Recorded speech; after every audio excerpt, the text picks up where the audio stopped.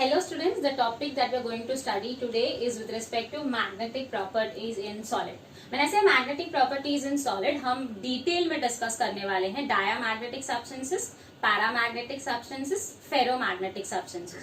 And for entrance also we are going to discuss with respect to antiferromagnetism, ferrimagnetism and also a method which is called as Gauss method. So let's start. Now when I say magnetic properties in solid, जब मैं बोल रही हूँ magnetic properties, कोई भी element या कोई भी सब्सटेंस मैग्नेटिक प्रॉपर्टी क्यों दिखाता है? You know when we talk about any element और any substance, it is made up of an atom, right? An atom में क्या प्रेजेंट होता है? Electron, proton, neutron, right? तो electron, proton and neutron, you know electrons revolve around the nucleus in circular orbits.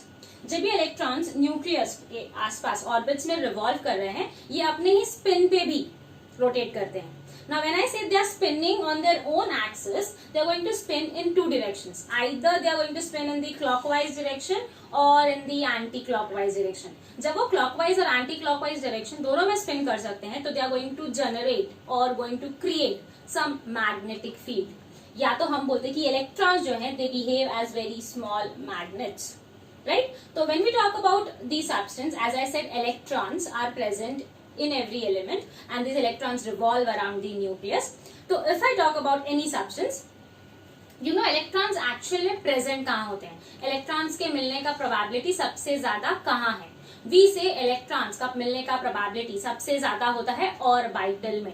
And you know an orbital can accommodate how many electrons? एक orbital में we can have maximum 2 electrons. You can see over here, in an atom the electron orbital can accommodate maximum of 2 electrons. अगर 2 electrons हैं तो we know एक का spin clockwise होगा और एक का spin anti clockwise होगा. अगर एक का spin clockwise मतलब प्लस हाफ, दूसरे का spin anti clockwise मतलब माइनस हाफ, तो प्लस हाफ और माइनस हाफ क्या करेंगे? एक दूसरे को कैंसिल आउट. अगर दोनों एक दूसरे को कैंसिल आउट करेंगे मतलब they are going to neutralise them, और न्यूट्रलाइज करेंगे मतलब उसमें कुछ भी चार्ज नहीं है. अगर चार्ज नहीं है मतलब they are not going to create any magnetic field, और अगर मैग्नेटिक फील्ड क्रिएट नहीं हो रहा है मतलब substance is not a magnet. You can see over here, if the orbital contains 2 electrons, एक स्पिन हो रहा है clockwise direction, the other one spins in anticlockwise direction, तो this spins are going to get balance, neutralise हो जाएगा and substance के पास magnetic property नहीं है. बट अगर मैंने बोला कि एक ऑर्बिटल में 2 इलेक्ट्रॉन्स नहीं है, अगर एक ऑर्बिटल में एक ही इलेक्ट्रॉन है मतलब उसके पास स्पिन कौन सा होगा? It can have either clockwise और आइदर एंटी क्लॉकवाइज, मतलब उसके पास आइदर प्लस हाफ चार्ज होगा या माइनस हाफ चार्ज होगा. अगर प्लस हाफ या माइनस हाफ कोई भी चार्ज हो, चार्ज है मतलब उसके पास टेंडेंसी है to create magnetic field and that substance will show magnetic property. You can see the spin can either be clockwise or anti-clockwise, can be either plus half or minus half. Yeah, I can say it is in the upward direction or downward direction. Now, when we talk about the 3 types of substances, सबसे पहले हम discuss करेंगे diamagnetic substances, paramagnetic substances and ferromagnetic substances. Now, diamagnetic substances जो ये property exhibit करते हैं, we also refer it as diamagnetism. When I say diamagnetism मतलब क्या? मतलब substance magnetic नहीं है. मैग्नेटिक नहीं है मतलब ये, अगर हम इस सब्सटेंस को मैग्नेटिक फील्ड में रखेंगे तो वो रिपेल करेगा. डायमैग्नेटिज्म मतलब those substances which do not have the property of magnetism, they are going to repel in presence of magnetic field. Now when I say they do not have magnetic property मतलब इनके पास unpaired electron नहीं है. All the electrons will be paired, because all the electrons are paired, they'll have clockwise anti-clockwise दोनों भी रहेगा मतलब it is going to get neutralized, the spins are balanced and therefore it will not show any magnetic property. तो diamagnetism का you can see यहाँ पे हमारे पास 3 orbital है, 1 2 3, और तीनों ऑर्बिटल में you can see हर एक ऑर्बिटल में 2 इलेक्ट्रॉन्स है मतलब स्पिन्स कैंसिल हो रहे हैं and therefore the net dipole moment comes to 0, magnetic moment is 0.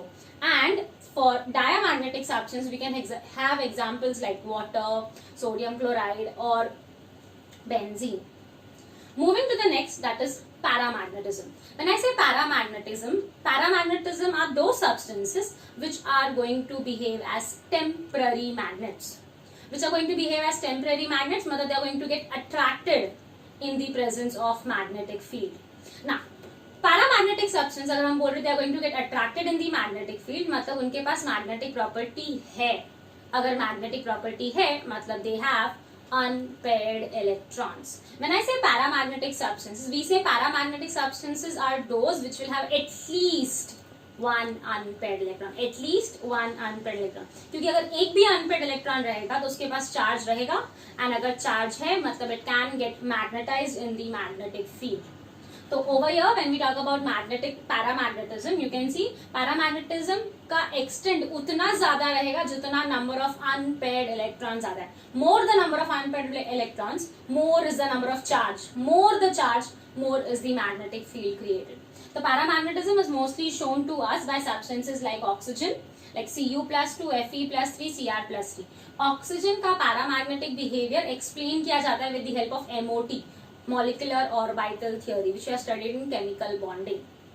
You can see यहाँ पे दिख रहा है दो unpaired electrons है, मतलब charge plus half cancel नहीं हुआ, and therefore they are exhibiting magnetism.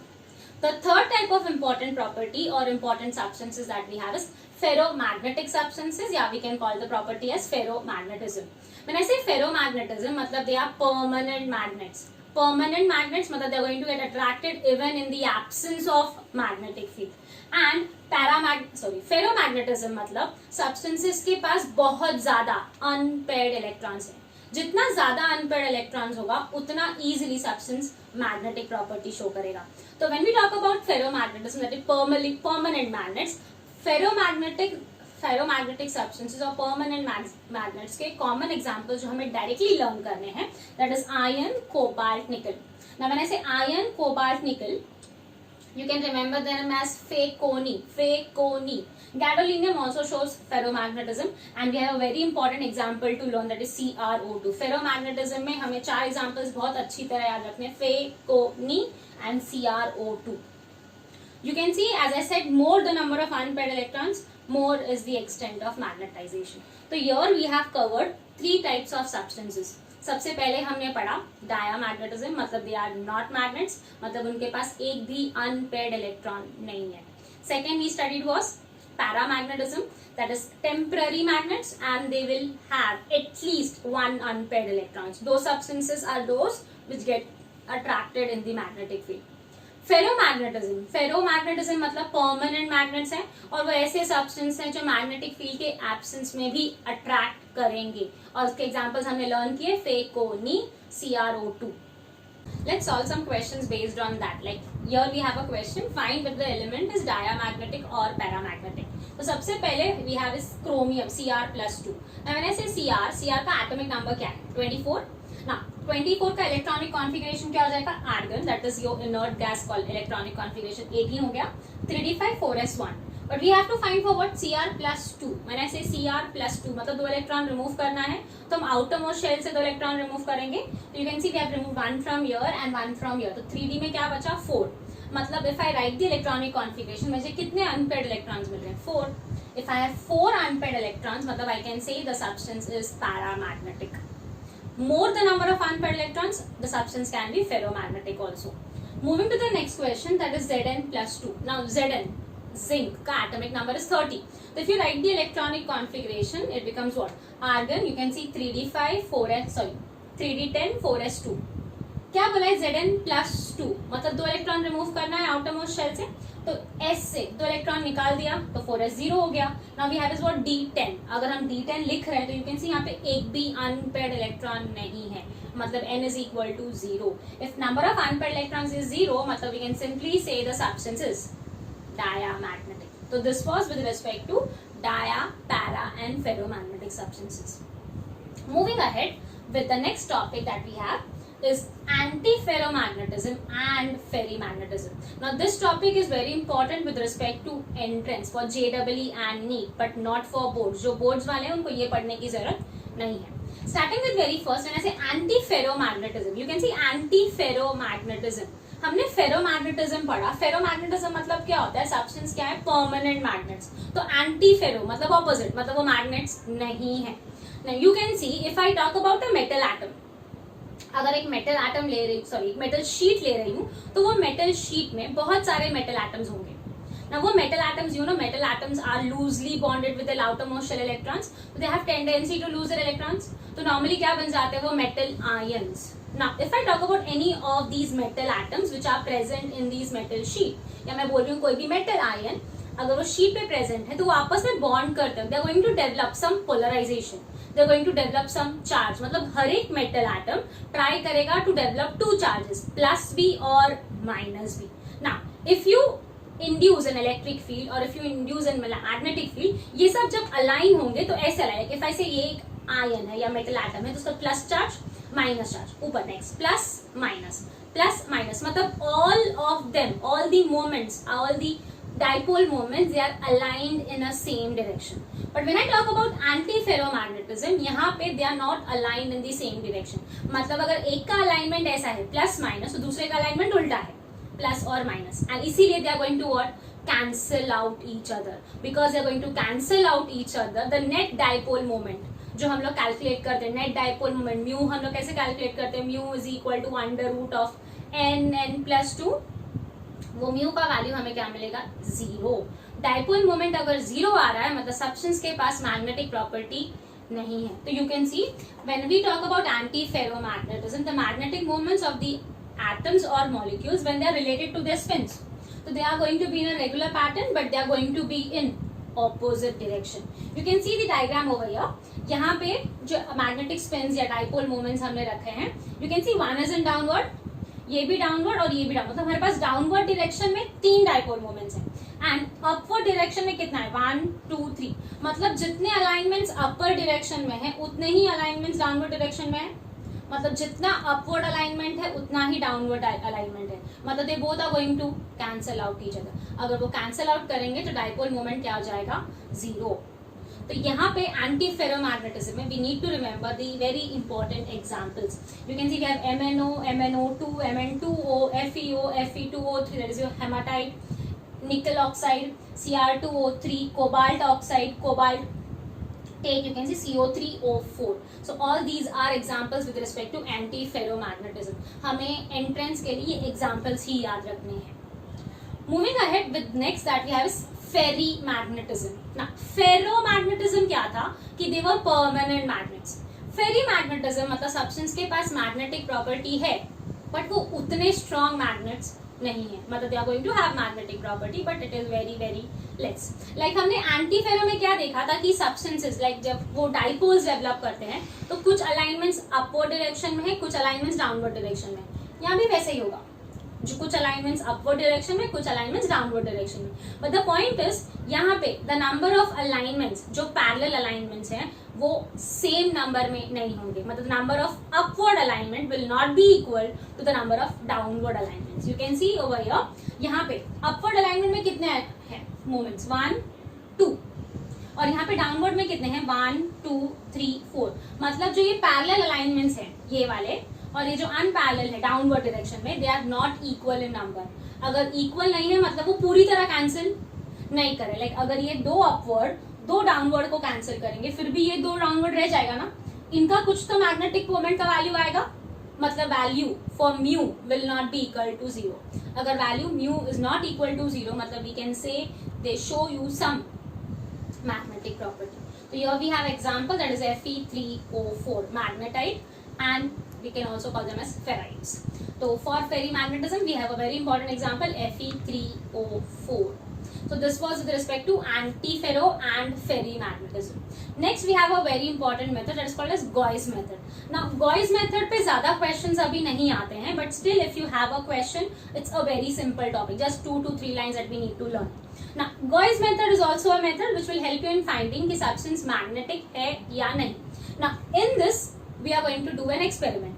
Now experiment में हम क्या लेंगे, एक substance लेंगे जिसका आपको weight पता है. Like you can see I have taken a substance, like assume करती हूँ कि इसका weight है 5 grams या 5 kgs और मैंने second half में भी उसका balance उतना ही ले लिया. अगर ये substance 5 kg है तो मैंने यहाँ ले लिया 5 kg.